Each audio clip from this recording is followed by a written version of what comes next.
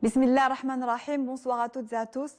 Je suis ravie de vous retrouver ce soir pour un nouvel épisode de votre programme Les chemins croisés. Parfois, vous savez, l'être humain est oublieux. Il passe ses années à désirer, à souhaiter et peu à reconnaître ce qu'il possède déjà et peu à remercier. Pourtant, le temps, si relatif, passe si vite alors qu'on souhaite qu'il passe plus lentement. Les choses de la vie nous prennent et pourtant, la terre, les cieux, les mers et les océans, le soleil, la lune, les étoiles, en somme, tout ce qui est, ainsi que nous autres, sommes soumis au contraignant. Celui qui ne cesse d'être contraignant, contraint, et aussi bien à la vie qu'à la mort. Et cela se manifeste au tout début de la création.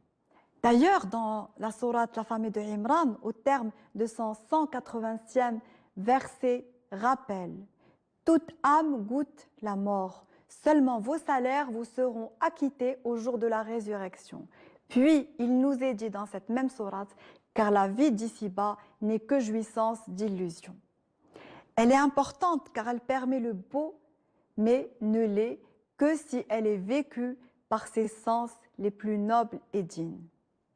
Certes, si nous observons toute la création, nous pouvons noter que les éléments sont contraints à être ce qu'ils sont. En effet, quels que soient les efforts déployés par certains, nous sommes souvent limités, surtout en ce qui a trait à la nature, par exemple, aux événements incontrôlables, parfois subis par la nature. Ce que nous contrôlons est l'attitude que nous allons adopter face aux situations, parce que l'univers est semé d'exemples. Ces exemples nous nourrissent. Et notre guide de vie et manuel de valeurs, nous l'avons reçu, c'est le Coran. Il faut le lire dans l'intelligence du cœur et la dignité de l'esprit. Comme dit Ibn Arabi, attention, le littéralisme tue la religion, donc le lire avec intelligence. À Dieu la puissance et à nous de la comprendre dans l'amour, la foi et le respect des valeurs. Les exemples en nous et dans la création sont nombreux. Tout est minutieusement préparé, décidé. Par exemple, concernant la lune et le soleil, nous pouvons lire dans le Coran et que ni le soleil n'est pour loi de rattraper la lune, ni la nuit n'avance sur le jour, mais que l'un et l'autre nagent en cycle. Touchant à la nuit et au jour, nous pouvons lire ce qui suit. Ne vois-tu pas que Dieu fait pénétrer le jour dans la nuit dans le jour, qu'il a mis en service le soleil et la lune, faisant voguer chacun jusqu'au terme fixé? Force est de constater que toute la création est soumise à son créateur et que l'homme, doté du libre choix, se soumet, dit-on, par volonté propre à celui qui n'a de cesse d'être le contraignant. Citons pour une meilleure compréhension du terme les versets qui suivent. En premier, méditons sur le verset 82 de la sourate Yassine. Son ordre, quand il veut une chose, tient à ce qu'il dise soit et elle est. En effet, le Tout-Puissant est maître des cieux et de la terre. Il lui suffit de dire soit pour que toute chose devienne. En second, pensons au verset 41 de la sourate Le Tonnerre. Ne constate-t-il pas que toute terre que nous assaillons, nous en rognons quelques pointes, Dieu décide. Point de réplique à sa décision, il est rapide à faire le compte. Voilà, souvent des récits narrant des histoires du passé nous sont cités à travers les différents versets coraniques pour nous initier à certaines vérités. À titre d'exemple, dans Sourate l'éléphant, il nous est conté l'histoire qui suit. Dans le Coran, n'as-tu pas vu ce que ton Seigneur fit des gens de l'éléphant? N'a-t-il pas plongé leur stratagème en plein fourvoiement? Contre eux, il envoyait des oiseaux par vagues, leur lança des pierres en fait de seaux, il les rendit pareils à un chameau dévoré. Et dans Sourate l'Aube, c'est l'histoire du peuple de Aad qui nous est narrée. Nous pouvons y lire: n'as-tu pas vu comment on usa ton Seigneur envers Aad aux fermes poteaux?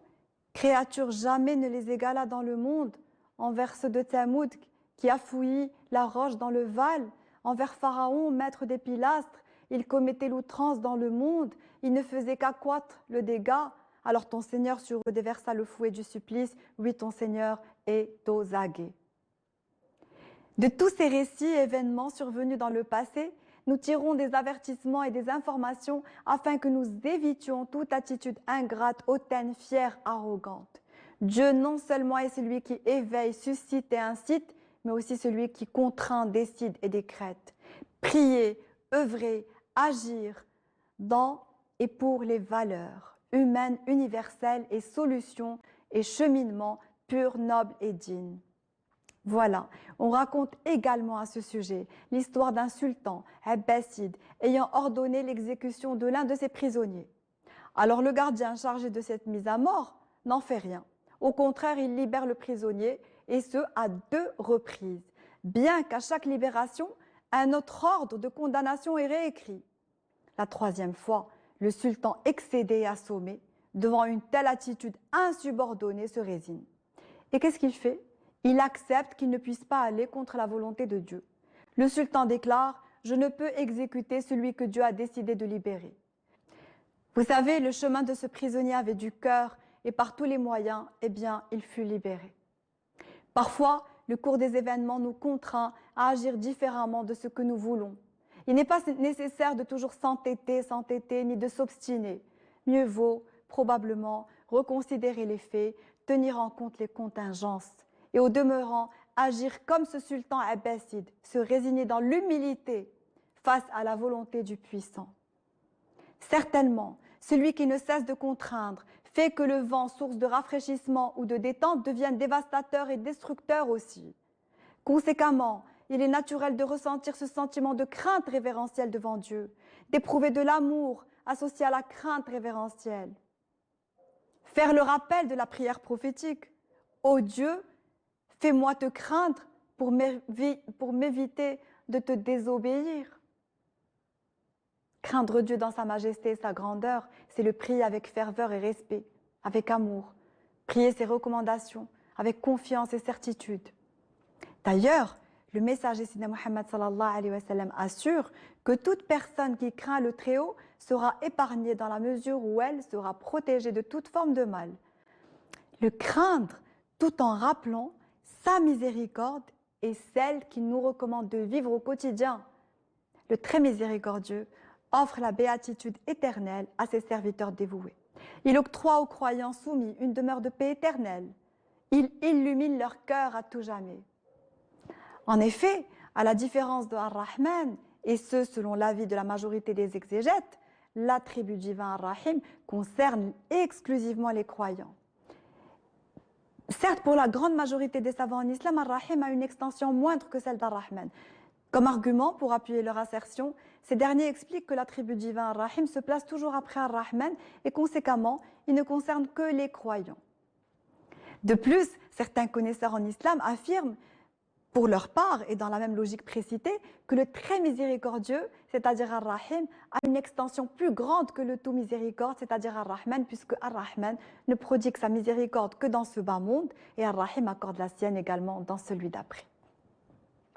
Nous pouvons toutefois dépasser les différences exprimées sur ces 2 grands attributs divins et affirmer avec assurance que Dieu est tout amour et tout pardon, et avec toutes ses créatures, quelles qu'elles soient, où qu'elles se trouvent, pourvu qu'elles aient la finesse dans le discernement pour se rendre à cette évidence. Dieu ne nous a-t-il pas dit « Je suis tel que mon serviteur pense de moi que je suis » Voilà, pour en revenir à Rahim, on rapporte à son sujet les propos de Omar ibn Abd al-Aziz. Il dit au sujet de cet attribut, il dit cela « Ô mon Dieu, fais-moi miséricorde, car n'as-tu pas dit « En vérité, la miséricorde de Dieu est proche des bienfaisants » Et si je ne suis pas d'entre eux, eh bien, je suis parmi ceux qui jeûnent. Et si je ne suis pas d'entre les jeûneurs, je suis parmi les fidèles. Et si je ne méritais pas cela, alors je suis une chose. Or, tu as dit dans le Coran, à la sourate Les Redans, au terme de son 156e verset, « De mon tourment, je frappe qui je veux, bien que ma miséricorde ombrage toute chose. » Voilà la confiance. Ces paroles de Omar ibn Abd al-Aziz sont intenses, manifestent toute la dimension de clémence, de compassion, de bonté, de foi, de confiance qui est contenue dans les 2 attributs divins que sont le très miséricordieux et le tout miséricordieux. L'incommensurable miséricorde dont Dieu gratifie ses créatures et particulièrement les croyants est exprimé dans Ar-Rahim. Il nous est dit dans le verset 43 de la sourate Les Coalisés, c'est lui qui prie sur vous avec ses anges pour vous tirer des ténèbres à la lumière, il est miséricordieux aux croyants. Les versets coraniques et la tradition prophétique nous enseignent que la miséricorde de Dieu dépasse sa colère. En effet, même le paradis a été nommé par Dieu miséricorde. Dans la famille de Imran, au verset 107, il est dit « Quant à ceux de qui les faces auront blanchi, eh bien, ils habiteront la miséricorde de Dieu pour l'éternité. » Par ailleurs, la récitation du Coran à elle seule, c'est une miséricorde pour les croyants. Dans la sourate Le Voyage nocturne, au verset 82, il nous est enseigné « De Coran, nous ne faisons descendre que ce qui apporte aux croyants guérison, miséricorde. » En fait, le nom Ar-Rahim a même été utilisé pour qualifier le prophète. À la sourate 9, au verset 128, il est dit « Il vous est venu un envoyé, élu parmi vous-mêmes. Lourdes lui sont vos fatigues, vous êtes sa passion, et aux croyants vont sa tendresse et sa miséricorde. » À l'image du messager, Sidna Muhammad sallallahu alayhi wa sallam, tout être humain se doit au nom de sa dignité et celle de l'autre témoigner de la miséricorde à l'autre. Véritablement, la bonté, la bienfaisance, le pardon, la pitié et d'autres vertus qualifient l'humain honoré et digne. L'humanité s'apprend et la miséricorde se travaille, se vit, se respire. Nous nous devons d'honorer les messages prophétiques reçus et la révélation, ces messages de cœur pour raviver la foi, pour illuminer nos êtres. Des messages clairs qui nous rappellent ce qu'est notre humanité. Aujourd'hui et demain, il faudra nous souvenir des valeurs qui font notre humanité, les habiter et les raviver et les partager et aussi donner l'exemple. Dans ce monde où nous sommes saturés par toutes sortes d'informations, des informations utiles mais qui, sans être régulées, finissent par censurer notre réflexion car nous ne prenons aucun recul pour penser la vie et l'humain. Or, pour honorer le message, le silence est nécessaire et le recul aussi, afin d'habiter tout simplement les valeurs dans leur pureté et dans leur vérité. Voilà tout. J'aimerais dire pour finir, c'est ainsi, en faisant tout cela, que nous participons à grandir notre monde sur le chemin de dignité et non pas à le souiller par le manque de valeurs. Merci de m'avoir suivi. Voilà tout pour ce soir. J'espère vous retrouver très vite, même chaîne, même heure. D'ici là, prenez soin de vous et à très vite, Inch'Allah. Assalamu alaikum wa rahmatullahi wa ta'ala wa barakatuh.